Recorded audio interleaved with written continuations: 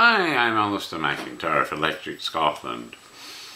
This is another wee newsletter I'm putting together, but perhaps this time it's a wee bit different to my usual one. The reason for that is that I was actually reading about an R.F. Mackenzie. It says of him that R.F. Mackenzie, a Scottish educationalist and head teacher, was one of the most original and controversial thinkers in 20th century Scotland. I had to say I've never heard of him before, but I was reading an article in the Scottish Review about him, and I just thought, sounds rather interesting, this guy, so I thought I would do a Google on him, and found he'd written several books. And I decided to read a bit of one of the books that he wrote, and I don't know, there's basically he's questioning everything.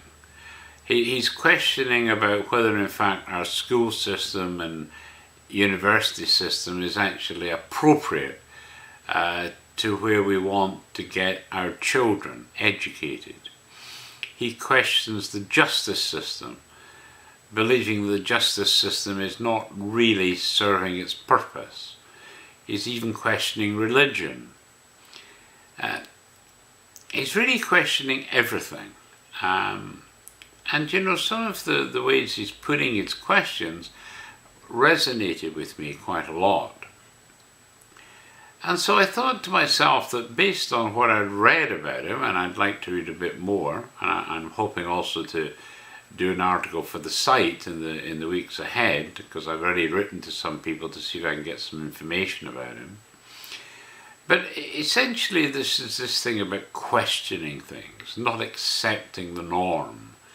I love that attitude. And so I thought with this newsletter I'd take a completely different tangent on it and give you some background to this whole idea of questioning things. Because because something's been done that way forever doesn't mean to say you need to keep doing it that same way forever. And I thought maybe I could tell you a bit of a story of my own life to illustrate some of that. I mean, one of the things that in my early days, when I left school, the idea was to become a chartered accountant. And to that extent, I took an apprenticeship with the firm of chartered accountants in Scotland. Spent my first 3 years with them. Have to say that I really didn't like the work at all, although I learned a lot of good stuff from it, but it just wasn't me. And so I decided I would try a completely different way of making a living. I first decided that I would try to go into the sales environment, but I wasn't sure whether I should go into direct sales or whether I should go into retail sales.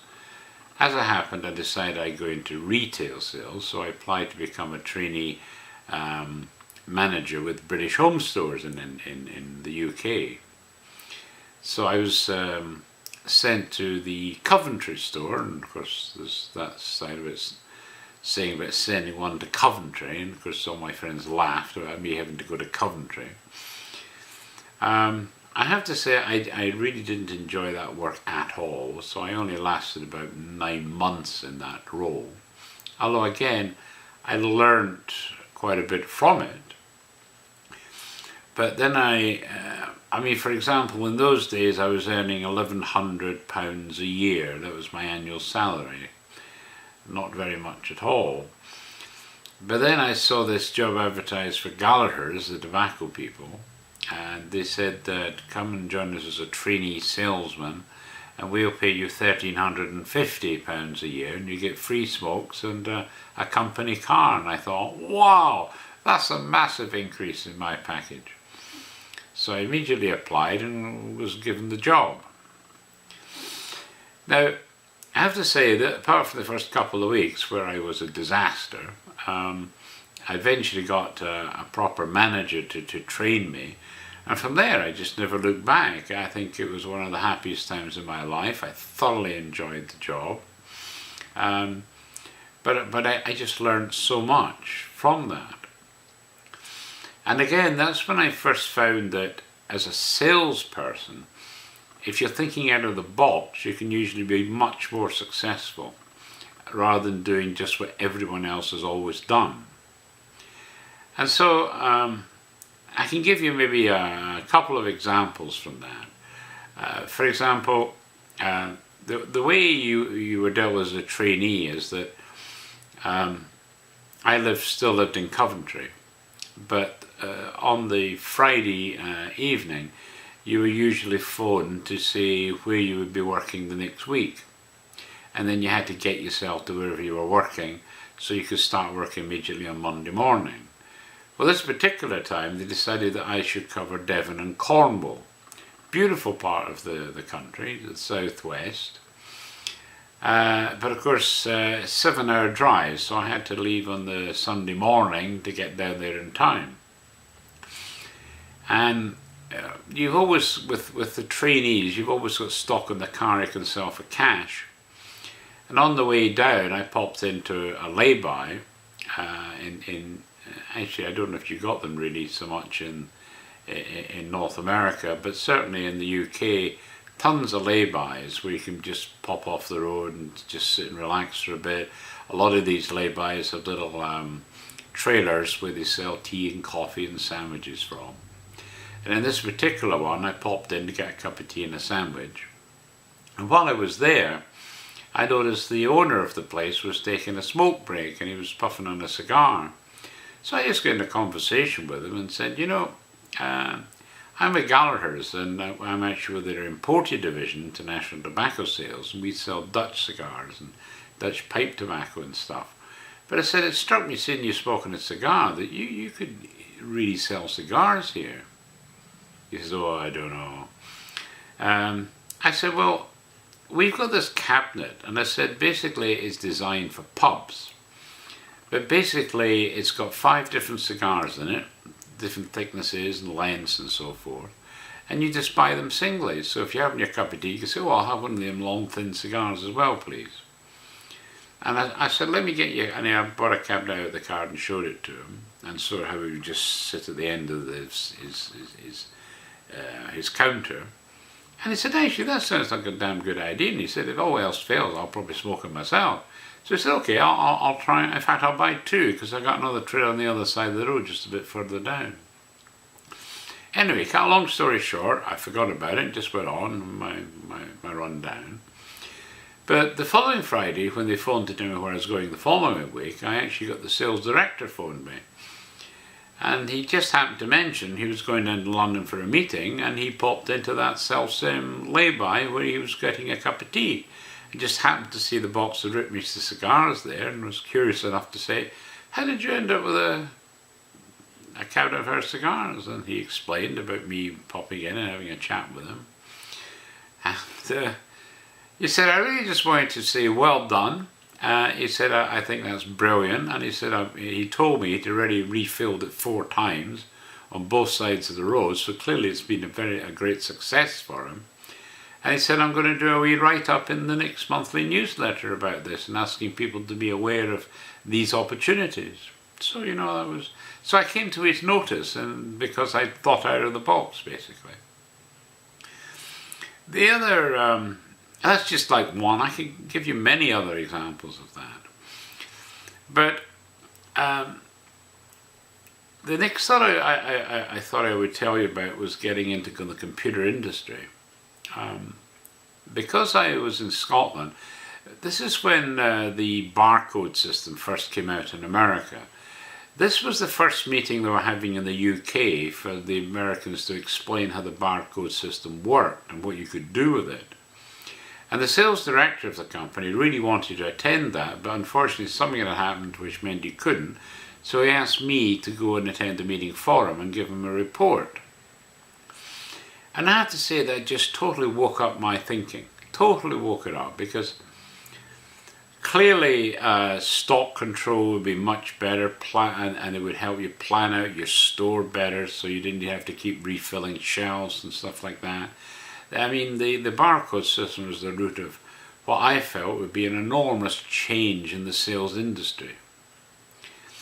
And so I wrote this report to him, told him all about it, but it had made such a big impact on me that I thought, I could lose my job in sales because this kind of system could just take it away. And all you'd ever need are people in the head office to do the basic contracts with supplier head offices and buying head offices. So I was bound and determined to see if I could get a computer to learn what was, what I could do with it. And as it happened, my aunt in the States died, and to my astonishment, she left $20,000 to me in her will, which was at the time was about £10,000. So I know my folks said, "What are you going to do with all this money?" And I said, "I'm going to buy a business computer." He said, "What? How much are they?" And I said, "I have no idea, but I'm going to find out." Well, it ended up, the system I got was the cutting edge. It had a 10 megabyte hard disk. I mean, wow, 10 megabyte, it was huge. But the printer was a 132 column dot matrix, but 18 pin. So 18 pin dot matrix meant you had a pretty good print, and it was colour, so I could do red, blue and black on it. But the whole kit cost £7,000. I mean, I don't know what that would be today. It's almost like cost 50,000 equivalent or something, but it was a massive amount of money in these days. However, that's what I used 7,000 of my 10,000 for, was to buy that system. And I really got into it and learned it, and frankly, it changed so much in the way I did business. I mean, for example, one of my customers was a company called Watson & Phillips in Scotland. I don't actually know if they still exist or not, but they used to run, they didn't run the Spar shots, but they had something similar. I can't remember what the VG or something like that.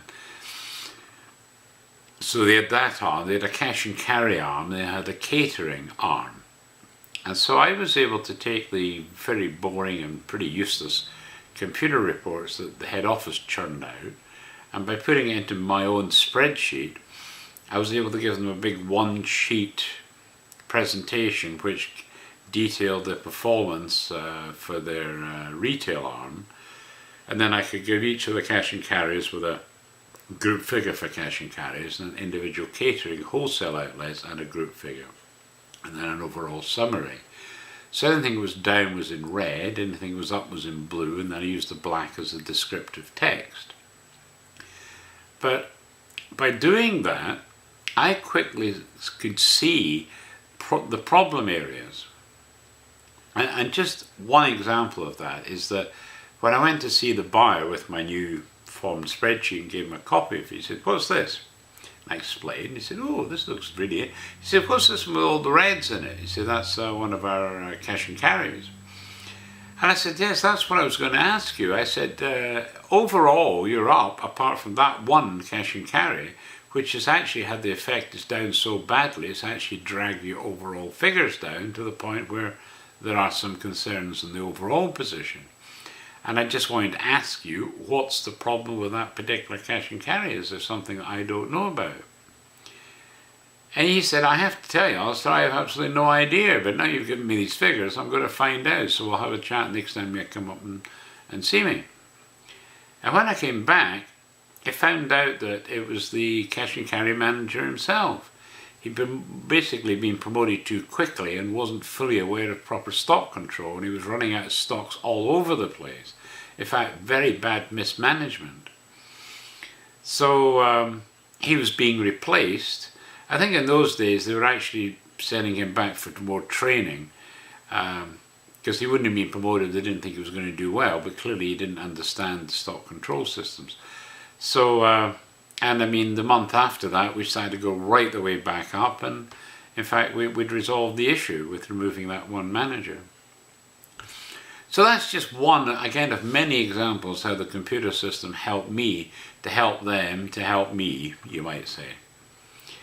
So anyway, again, cutting a long story short, while I was very successful in our operation with Carnation Foods, we all got made redundant because Nestle came along and bought over the company.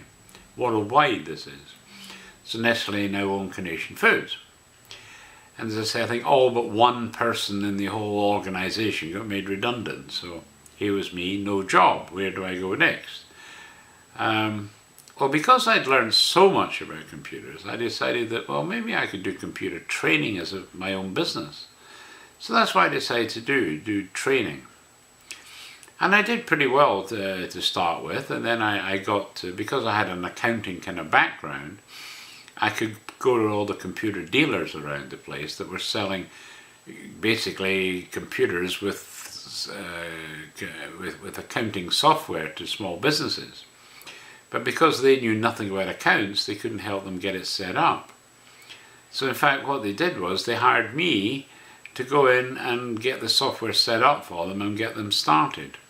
And I was really good at that, so that became a very good earner for me. But I also got introduced to BP Chemicals. And BP Chemicals, they were interested in getting training. I mean, for an example, the head of their engineering department wanted all his people to start using computers. But there was a lot of resistance. We don't need computers. So I suggested to him that what they might do is send them down to me in my home office that I had, and I would take one in the morning, one in the afternoon, and we'd just go one-to-one, and I'd find out what they did and what was taking a long time for them and see whether I could show them a way to use the computer to speed things up.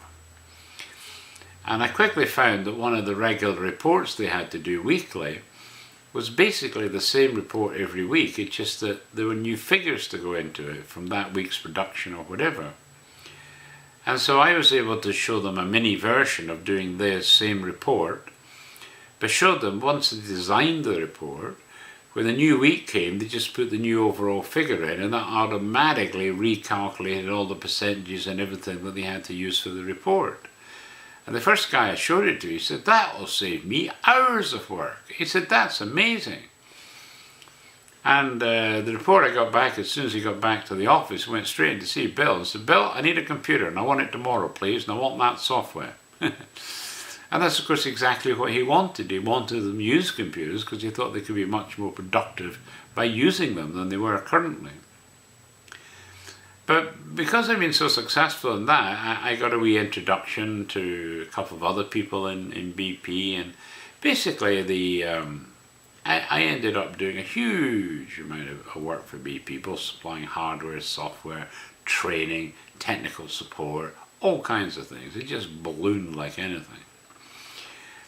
So, of course, the thing about any business is it changes because things happen, and things happen that are not under your control.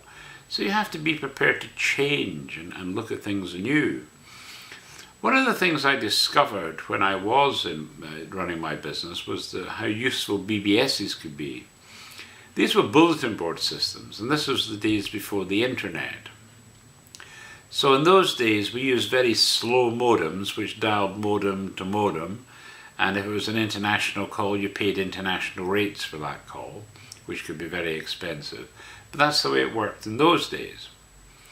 Well, I remember one time we were asked to put in a Novell networking system into a BP department, and they asked us specifically if we could do this over the weekend so the staff wouldn't be disrupted. So when they went home on Friday evening, we went in and started to work on installing the system, putting all the new computers and everything in. But one thing I'd forgotten to check on was that BP had specified they wanted to use a Priam SCSI drive as the main hard disk of the server. Well, as far as I was aware, all SCSIs could use the same driver, but to my horror, I found that Priam used their own proprietary driver, so the generic SCSI drivers didn't work. And of course, as it was the weekend, there was no option but to wait until the Monday so I could contact them to get the actual proper driver. But then it occurred to me to use my BBS connection, so I actually dialed this BBS that I used in the US and did a search, and lo and behold, they had the Priam driver there online, so I downloaded it and we installed it, and everything worked magically, so we were able to complete that particular contract without any problem at all. But it was partly due to that that made me think, we should have our own BBS. Clearly, online world is where that's going to be the future. I mean, I was just totally convinced it was the future, that we're going to do tons of stuff online. Of course, I didn't foresee the internet, I didn't foresee the web, I just knew online was where it was going to be. So we created our own BBS back in those days, and it quickly grew to be the largest of its type outside North America. In fact, I believe that someone would say they reckon we were probably the 4th largest BBS in the world, the 3 largest being in the US. So, but anyway, we were huge in that front. But then the web exploded on the scene, and other things conspired at the same time, so that we ended up having all kinds of problems in our business. And in the end, I had to basically close it, although I was able to close it in an orderly fashion, so all my staff got good jobs out of it and everything. But essentially, you got global buying. So like BP decided that yes, you could buy computers, but you can only buy compact IBM or this model. So that was it. And as we made a lot of money off selling our own Almac computers to them, we were no longer able to sell that computer to them. So clearly our margins went way down, and while we could supply the other brands, we made much less money on doing it. And we were much less flexible in how we could upgrade them. So that went. Then we got corporate buying, so like Microsoft could now sell all the products as a corporate level. We could still be involved, but again we made tiny margins as opposed to the margins we used to make. And then they changed the structure for taking outside contractors on. Now they all had to go through a management company that would manage all the online offline contractors. So staff that I put in there that were brilliant, basically we just had to let them go so they could join this new organisation and continue to work at what they were good at with the corporate. So all those angles ended up hurting us badly. And at the same time, because of the web, BBSs were no longer going to survive, simply because most of the BBS online operation was just to exchange data. Everything else you did offline. Whereas the web, you had to be online all the time. And if you're doing an international call, well, instead of getting a bill of £30 a quarter, you ended up getting a £300 bill a quarter. Well, obviously people were leaving in droves to find local call access. And I think out of something like 30,000 members, I only had about 6 that actual genuine local call to me. So I was not hiding to nothing on that. So I had to reinvent myself, you might say, once again, and I ended up deciding I would build Electric Scotland, which basically for the first time, you might say, this was me following a passion that I personally had, which was to learn about the history of Scotland and the Scots. And I thought, well, now I can spend my life researching that, and as I get information, I can add it to the website. And hopefully over time, a lot of people will enjoy my site because they would find a great centre to learn from, and I'd already done a lot of the reading and proofing and stuff like that. So that's where I headed, and of course I went through the dot-com boom, where I was extremely successful, but then we went through the dot-com bust, where I barely survived, and we're here today when I'm surviving, but I don't make enough money to employ full-time assistants, so it's really just me, unfortunately. Never been able to make that much money out of the business, but enough for me to get by on. But one of the things that I did with the Electric Scotland site was that because I've always queried what I'm doing and why I'm doing it, I've always just had an inquiring mind into things. And I will say, apart from my days in accountancy at the very start, I've always loved any job that I've done, and I've always looked forward to going to work on a Monday morning, and I've never had this, I've got to get to Friday so I can get the weekend, you know. That's never bothered me. I've always enjoyed working. But in any work I've done, I've always striven to be the best that I can be. I've always questioned why we're doing something in this way if I could think of a better way of doing it. And because of that, I've got engaged, I've thought out of the box, and I've ended up really enjoying what I do and usually getting promoted for doing it better than anyone else. And so I wanted to try and change the children's perception, especially in Scotland, because I just felt that Scotland was just static. There's no big visions, no global ideas, no big thoughts on how we could change things in Scotland. And I had spent quite a bit of time talking to all kinds of people in Scotland. I mean, chairman of banks, politicians, chairman of the business organisations, councillors, everyone, trying to get something done in the online sphere that would make a huge difference to Scotland. I genuinely believe that some of these ideas I came up with could have made billions of a difference to the Scottish economy. But I couldn't get anyone to come up with me. And I think one night I was just sitting in my office, and I will say at that time, my office was a tip. I had papers all over the place, stacked around me. My view was out a window where I saw my apple tree in the garden, and that was about it. And I thought, why have I been beating my head against a brick wall this last couple of years? Because one of the things I'd always thought about with starting something like Electric Scotland was that I could work anywhere in the world I wanted as long as I had internet access. So I thought, okay, time for a move. And so I had good friends in the States, and the one in particular, Steve May, who's still, he still hosts the site after all these years. He basically says, well, come and stay with us for 3 months. And he said, let's see what we can do with your website while you're over here. You might be able to run it cheaper over here than running it in Scotland. So I thought, well, a great idea. So I got 3 months in the Kentucky, West Virginia area of the States and thoroughly enjoyed my time there, because at the end of 3 months I had to come back to Scotland. But I was thinking about this moving. I was kind of enamoured with the idea that I could move around more. It was just how to have enough money to do that. Well, I went back to the States, but then it was suggested I might go up to Canada, and I spent, I went to Canada, ended up spending 6 months and had a phenomenal time. I mean, Canada is such an amazing place. It changes totally depending where you are. I mean, I think it's the second largest country in the world, and I basically went to to Prince Edward Island on the east coast, right through to BC on the west coast, and lots of places in between, north and south. And so I saw, I mean, I loved the country, I loved the people, I loved the way of life, I just loved everything about it. And one of the things that came to my mind as I closed off my meeting is that I found what money I had was going a lot further in Canada than it had ever gone in Scotland. And so that's why I basically decided to apply to come back under a work permit, and ended up getting permanent landed status, and eventually I took out a dual citizenship here in Canada.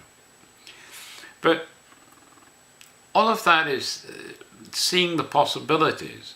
And as I've been building the website, I've been trying to do my best to post up a lot of biographies and autobiographies, not only of famous and significant Scots in Scotland, but equally well, really successful Scots that left Scotland and made their homes in other places in the world. Because what some of them have achieved is just mind-blowing. I mean, a lot of you will have heard of John A. Macdonald, who became the first Prime Minister of Confederation in Canada.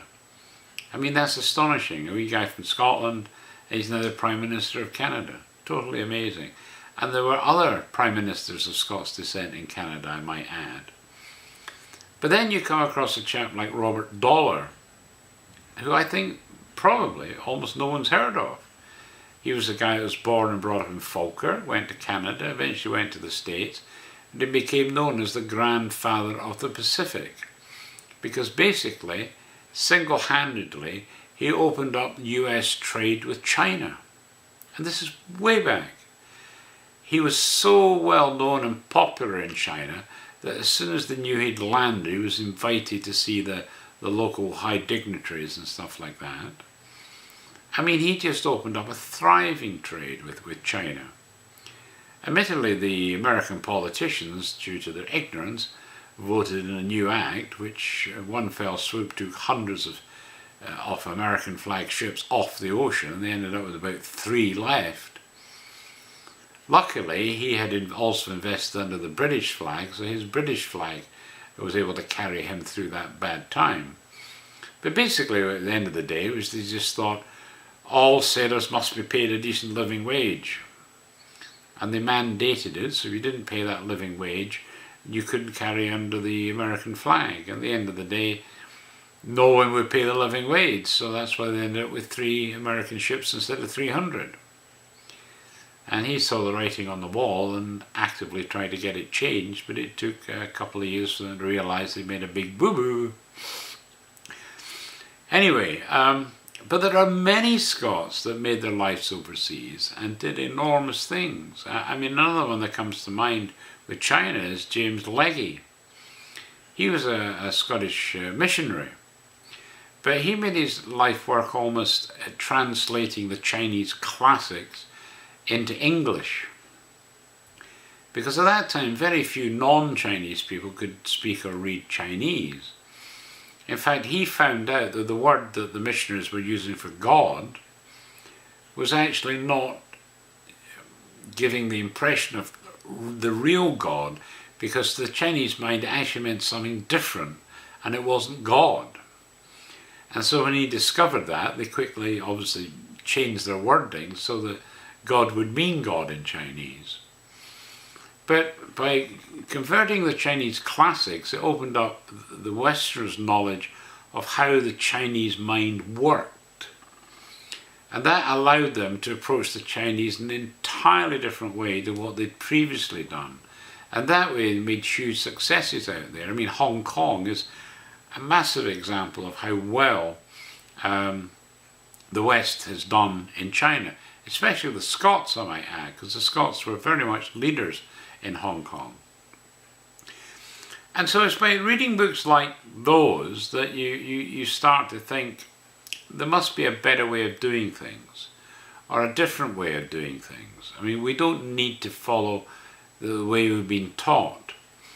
And again, that's what I wanted to do with my site, is to put such a massive body of work up in all kinds of topics and areas on the history of Scotland, so that if kids would be bothered reading it, they'd say, hey, that's a great idea, why aren't we doing it? And so many times our parents, have a fixed approach to how we should do things. And just because that's the way you do it now, doesn't mean to say that's the way we need to do it in the future. I mean, for example, this R.F. Mackenzie is questioning exams. He's saying, well, why do we need exams? I mean, surely the whole purpose of education is to educate, but to develop the children's minds so they're open. They should be able to ask questions and get answers. And if there's not an answer, then we should seek for answers for them. We should discuss things, be more open. And so I kind of, what I've read so far of him, and if you actually Google the way I did it was I put R space S space Mackenzie, that's Mackenzie. If you Google him, there's a Wikipedia page immediately, but there's also the life of him, and there's another one which is he used to be the head teacher of Braehead School in Scotland, and they've got a page about him. So there's a lot of good information. His books are online that you can read. So I'd highly recommend that you follow that up, because I just love this idea of challenging the norm. I mean, one of the reasons I found this was I read this wee article in the Scottish Review about him, and they were asking the question, why don't people like Alex Salmond and Nicola Sturgeon come clean? I mean, they can't know all the answers for an independent Scotland. Surely they've got doubts themselves and concerns about where they would go as an independent country, because we simply don't have the answers. We can get a best idea, but we won't know till it actually happens. And this article is basically saying, why don't they come clean and say they don't know the answers to some of these things? And he said that would surely resonate, because there's a lot of people that are going to vote that also really don't know whether they're going to vote yes or no, or what the ramifications are from that vote. And he thinks it would be quite healthy if we had some genuine doubts and concerns, but it would show that we've all got these doubts and concerns, but maybe collectively we should go for independence and see where it might take us, even though we've got doubts and concerns. So, I just thought this is a completely different way of looking at things. And so anyway, that's kind of like the theme of what I'm wanting to kind of talk about in this kind of newsletter this week. It's just to say that just because we do things one way doesn't mean to say that we have to keep doing it that way. That there are new ways of doing things. And also nothing's ever the same. And because the world changes, doesn't mean to say the way we did things is the way we should keep doing them because the way the world has changed.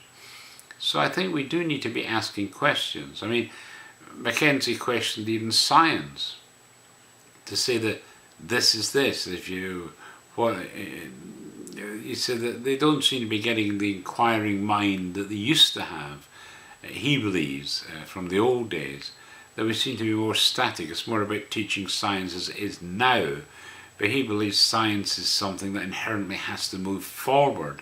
Therefore, we should be encouraging the children to ask these questions. Well, why are we doing it this way? Why can't we do it this way instead? And all that.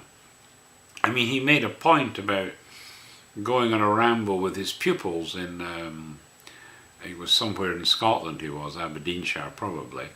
But he was talking about the only way they could get them to go out would say, well, when we go out we can show them historic castles. We can talk about geology, with the hills and everything like that. And so that was the only way they got permission to take them on a day's ramble. But talking to one of the children, he said they weren't the least bit interested in the geology or the history of the castles or anything like that. What he was interested in is why ravens flew one way and crows flew another way. That was the big question he had in his mind. And he said, what do you mean? And he says, well, the raven seems to be like a swimming motion, whereas a crow is a more flat motion. Why would they have different ways of propelling themselves? And he just said that was marvellous. He said that's the way you should be looking at things. And do we have a reason for why they both fly in a different way? He said, I don't know if we do. And he said, I was quite keen to get back to find out whether in fact someone had documented that. But that's where I say that you be responsive to children. You stick them in a classroom, they've got to learn this, and this, and this way, end of story. He says most of the kids are bored out of their minds at school.